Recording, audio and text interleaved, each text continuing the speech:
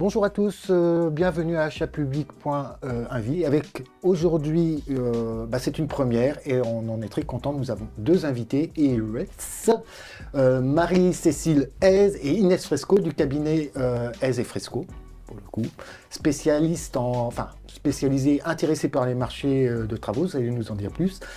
Merci de venir nous rejoindre ce matin. Vous avez voulu nous alerter les maîtres d'ouvrage sur des risques inconnus, insondés, sur les marchés de travaux à caractère forfaitaire. Vous dites maître, alors je vais dire maître au pluriel, hein.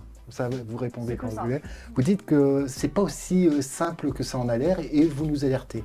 Alors peut-être d'abord pourquoi cette appétence forte pour les marchés de travaux et puis précisez votre alerte à nos auditeurs, si vous le voulez bien. Souvent, les maîtres de l'ouvrage, quand ils vont venir passer des marchés de travaux, vont se dire un forfait c'est bien. Pourquoi c'est bien? C'est sécurisant, on sait combien on va payer, on sait c'est quoi la durée, on sait c'est quoi la prestation qu'on va avoir.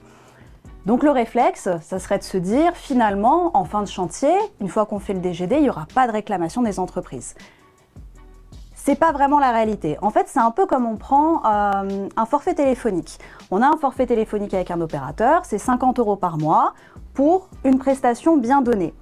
Évidemment, votre opérateur, si vous lui dites au bout d'un moment, en fait, je veux que ça soit 50 € mais pour 3 mois, parce que j'ai pas consommé en un mois toute ma data, et donc j'ai envie de faire durer le plaisir, l'opérateur va dire non. Il va vous demander un hors forfait. Pareil, si vos prestations changent en cours de route, il va vous solliciter un hors forfait. En fait, en marché de travaux, c'est un peu la même chose avec un forfait. Il y a ce qui est compris dans le forfait, donc ça, pour ça, effectivement, les maîtres de l'ouvrage sont parfaitement protégés. Et il y a ce qui est en dehors du forfait. Et donc le en dehors du forfait, c'est des prestations qui changent, c'est des prestations supplémentaires, mais c'est aussi du temps passé en plus sur un chantier qui n'était pas prévu initialement quand l'entreprise a fait son offre. Surprise, continuez. Ah non.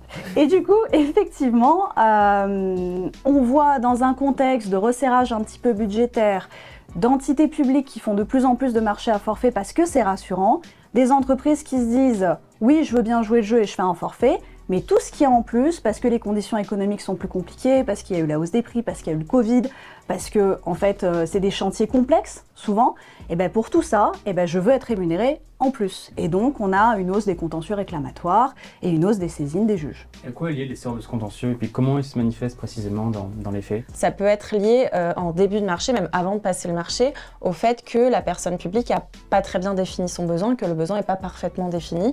Et donc, en cours de marché, on va pouvoir avoir soit des travaux supplémentaires, soit des suggestions techniques imprévues. Les travaux supplémentaires, c'est ce que disait Marie-Cécile, c'est le hors forfait, c'est ce qui n'était pas prévu, c'est-à-dire que ça peut être la personne publique qui construit une école et qui se rend compte en milieu de chantier qu'en fait il lui faut pas 6 classes, il lui en faut 7.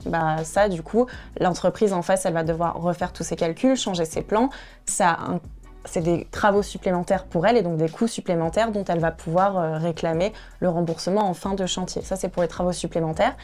Ça peut être aussi des suggestions techniques imprévues, toujours dans ce problème de définition du besoin. Si la personne publique fournit un dossier de site avec des études de sol qui sont pas parfaitement complètes ou elle n'est pas allée vraiment vérifier très en profondeur ce qu'il y avait dans ces sols et qu'en cours de réalisation du marché, du coup, l'entreprise se rend compte qu'il faut mettre plus de béton parce que le sol est de telle ou telle fait de telle ou telle manière, et ça c'est des suggestions techniques imprévues qui sont liées en fait à la mauvaise définition de son besoin, à la mauvaise préparation du chantier